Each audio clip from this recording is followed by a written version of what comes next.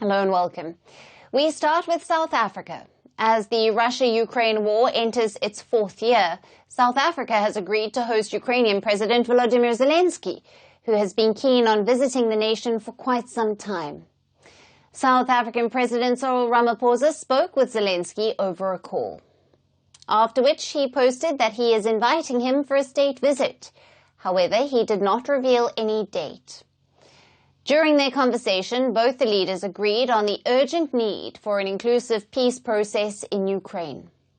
While Zelensky thanked Ramaphosa for supporting Ukraine's sovereignty and territorial integrity, now both Ramaphosa and Zelensky have had regular conversations since Ukraine war started exactly 3 years ago.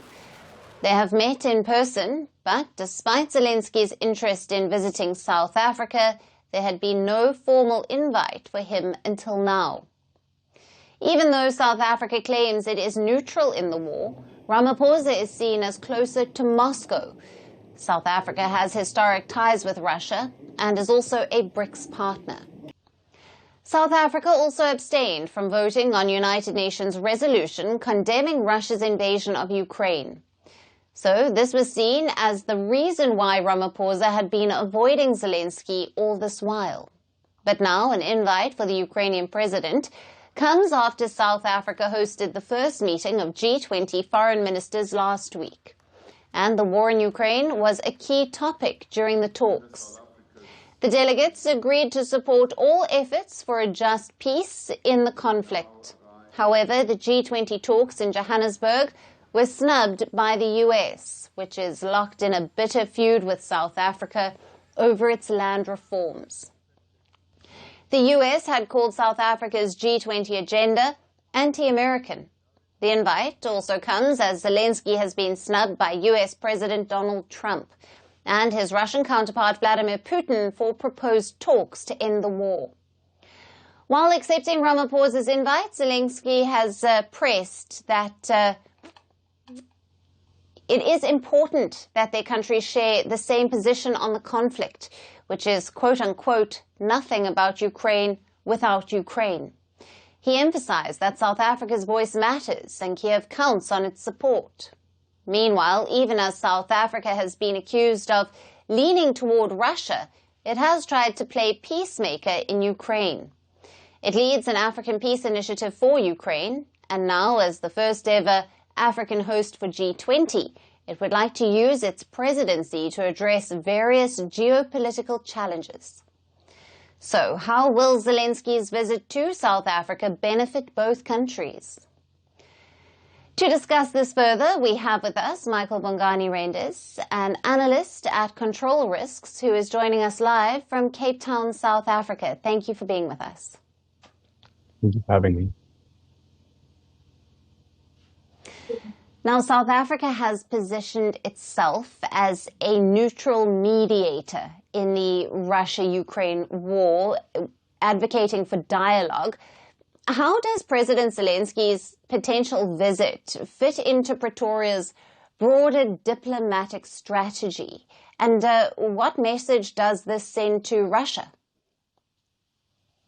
So South Africa has always maintained a non-aligned stance for major global conflicts, and specifically since the advent of the Government of National Unity, or GNU, in June last year, the government has specifically re-emphasized that it is non-aligned when it comes to its foreign policy, seeking to balance its interests both with the West and with countries like Russia, China, etc. And I think that this is a further emphasis from the government to show that it wants to be part of the global peace efforts in the Russia-Ukraine conflict. It wants to be a neutral mediator. And it's not about sending a specific message to Russia, but rather a message to the world that South Africa is a key player on the global stage. And this aligns with South Africa's role as the president of the G20 this year. Right.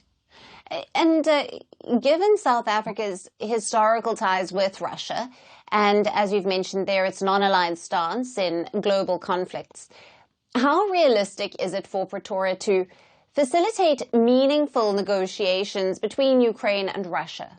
What leverage, if any, does South Africa have in influencing either side?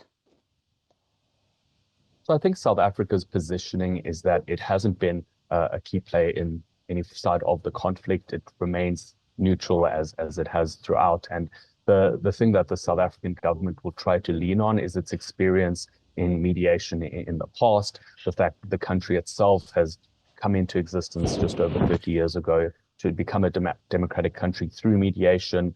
A key example is even the Government of National Unity, where for the first time since the advent of our democracy, President Cyril Ramaphosa was part of bringing together a government coalition, differing sides from a political spectrum. And I think South Africa will increasingly try and lean into that narrative that it is a country with that experience, a country that's worked on the continent and globally to try and work with different sides in different conflicts and try and bring both Ukraine and Russia to the table. Arguably, this will obviously be challenging. That's something that a lot of countries are being involved with. So South Africa doesn't necessarily have the edge over any other country. It's more just being part of that collective global effort to try and broker peace in the region. Right. And how might this invitation impact South Africa's relations with the BRICS bloc, particularly Russia and China, which have expressed skepticism about Western-backed peace initiatives? Could this move by South Africa strain diplomatic ties within the grouping? So it's unlikely to strain ties in the grouping, as I think the other countries understand South Africa's balancing act that it's trying to achieve through having non-aligned stance across the West and in BRICS countries. I mean, for example, Brazil has also made public announcements that it wants to be part of a Ukraine-Russia peace plan and trying to end the conflict. So South Africa isn't a unique BRICS country in that sense, and it will continue to maintain its ties still through BRICS and with trade partners like China and some of its connections to Russia, but still maintaining that non-aligned stance. So there's unlikely to be a major strain with the BRICS countries, as this is kind of a broader global initiative that South Africa is trying to contribute to. Right. Thank you very much for being with us on Firstpost Africa and for your valued insights and analysis on all the latest. Thank you for having me. Merci beaucoup. Hi, how are you? Very well, thank you. Thank you for being here. Namaste, Mr. President. Bharat Kelogon, Komeri Namaste. How many people generally follow you in interviews? Typically in a month, we have viewers up to 150 million. That's more than twice the population of France. And in the last 2 years, we had 3 billion viewers. So I say, Laurent, this is your chance to be famous. You're on Firstpost. One word to describe your equation with Prime Minister Modi. Amitié. As India and France work together, are you creating a new era of non-alignment in the technology space? India is a training superpower. 1 million engineers a year, more than all of Europe and the US combined. So we have that partnership. We have a partnership on the environment and the economy. We also have civilian nuclear programs, and that is something we've developed far beyond the France-India relationship. So we want to work together on AI. And then comes China with its DeepSeek, creating models at a fraction of the cost. Did that innovation take you by surprise? Did that breakthrough make you sit up and think, what did the Chinese do and how?